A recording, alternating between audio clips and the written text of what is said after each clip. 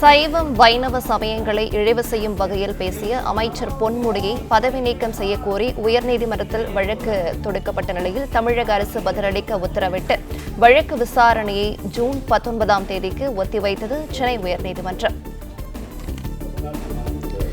சைவம் வைணவ சமயங்களை இழிவு செய்யும் வகையில் பேசிய அமைச்சர் பொன்முடியை பதவி நீக்கம் செய்யக்கோரி உயர்நீதிமன்றத்தில் வழக்கு தொடுக்கப்பட்ட நிலையில் தமிழக அரசு பதிலளிக்க உத்தரவிட்டு வழக்கு விசாரணையை ஜூன் 19ஆம் தேதிக்கு ஒத்திவைத்தது சென்னை உயர்நீதிமன்றம்.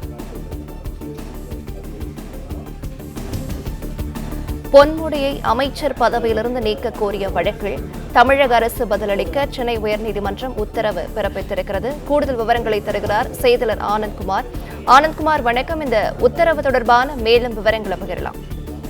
வணக்கம்.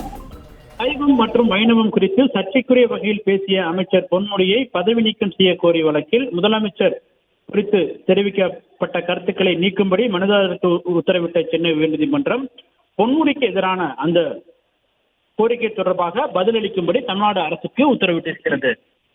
திராவிடர் கழகத்தின் சார்பில் கடந்த 8ஆம் தேதி நடைபெற்ற கூட்டத்தில் பேசிய அமைச்சர் பொன்முடி சைவம் மற்றும் வைணவம் குறித்து பெண்கள் குறித்தும் சர்ச்சைக்குரிய வகையில் ஒரு கருத்தை தெரிவித்திருந்தார். இதற்கு பலதரப்பட்ட மக்களிடமிருந்தும் எதிர்ப்பு தெரிவிக்கப்பட்ட நிலையில் இந்த நிலையில் கட்சி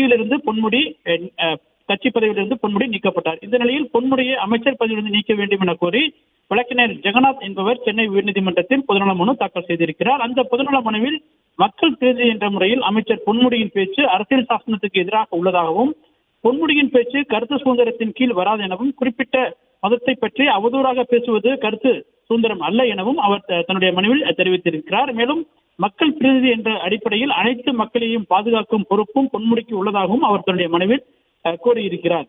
மேலும் அமைச்சர் பொன்முடி மீது நடவடிக்கை எடுக்க வேண்டும் என கோரி புகார் அளித்தும் காவல்துறை எந்த நடவடிக்கையும் எடுக்கவில்லை எனவும் பதவி பிரமாண உறுதிமொழி மீறி செயல்பட்ட அமைச்சர் பொன்முடியை பதவியிலிருந்து நீக்க வேண்டும் எனவும் அவர் தன்னுடைய மனுவில் தெரிவித்திருந்தார். இந்த வழக்கு உயர்நீதிமன்ற தலைமை நீதிபதி ஸ்ரீராம் மற்றும் நீதிபதி முகமது ஷஃபிக் ஆகியோருடைய அமர்வில் இன்று விசாரணைக்கு வந்தது.